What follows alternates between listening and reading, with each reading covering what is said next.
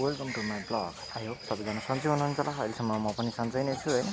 आजको म चाहिँ ब्लग सुरु गर्दैछु। आज चाहिँ शनिबारको दिन हो। आज चाहिँ ढिला निस्किएँ कि अब यहाँ घरमा नुहाइधुवाइ गरेर ओरेर होइन राम्रोसँग अब मिलाएर अब निस्किँदैछु। आज त्यति कमाइ पनि हुँदैन कि शनिबार त्यति टिप लाग्दैन।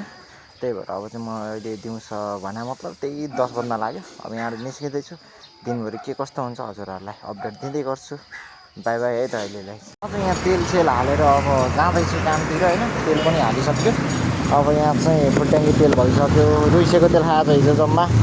अब आज त जान्छु कति खान्छु बेलुका हेरौँ कति कमाइदो रहेछ। यहाँ भक्तपुरबाट फर्किँदैछु। नाला गुम्बासम्म भनेर लिएर आएको एउटा दिनलाई अनि यहाँ मान्छे पुगेन भन्दा भन्दै भक्तपुरको होइन यो रामायणी भन्ने ठाउँसम्म आइपुगेँ। अनि त्यसपछि यता मलाई घरमै झ्याउला आयो। 60-65 मात्र आइरहँदो रहेछ टिपे होइन। अनि झ्याउला आयो मलाई होइन। यो चाहिँ तर्खेचा भन्ने ठाउँ आइदियो। यस्तो गर्मी छ नि यार यो काठमाडौँपट्टि यार यो भक्तपुरतिर होइन। यति गर्मी रहेछ नि यार म यार यहाँ टिक्नै नसकेँ क्या। बाइकबाट एकछिन ओर्ल्यो भने पसिना चुहिएर यार हेलमेट पुरै भिजिसक्यो हुन्छ क्या। लास्टै नै यति गाह्रो हुँदैन। बरु उता बनेपातिर गऱ्यो भने अलिक कम छ कि शीतलै हुन्छ है। म चाहिँ यहाँ होइन बनेपाको सधैँको एउटा राइड लिएर आएको के लगभग ठिकैको उठाएको थियो। अनि लगभग अलि राम्रै नै दिनुभयो। अलि माथि आउनु पऱ्यो। पनौतीमा एकछिन कुर्नु पऱ्यो कि मलाई चाहिँ झ्याउँ लगाइरहेको थियो कि पुरै नै झ्याउँ लगाइरहेको थियो। अनि पुरै ल्याङ लगाइरहेको थियो। अनि पछि चाहिँ अलि माथि आउनु पर्ने रहेछ। फेरि लोकेसनसम्म पुग्नु पनि परेन। अलि तलै रहेछ घर चाहिँ।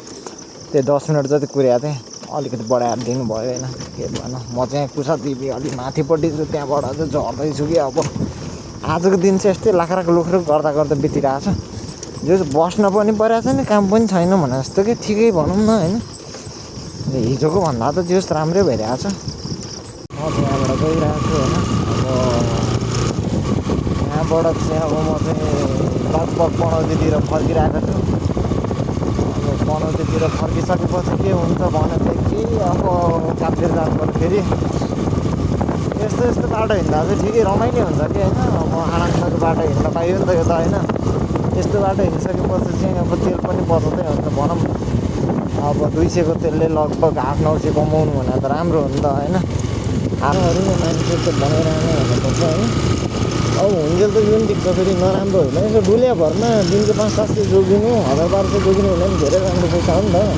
केही भन्यो भने 900-1000 मजाले जोगिरहेको हुन्छ कि तिनीहरूको खानासाना यो खाना सब खाएर खै पनि त्यति जोगिएपछि त त्यो त धेरै राम्रो कुरा हो नि त होइन।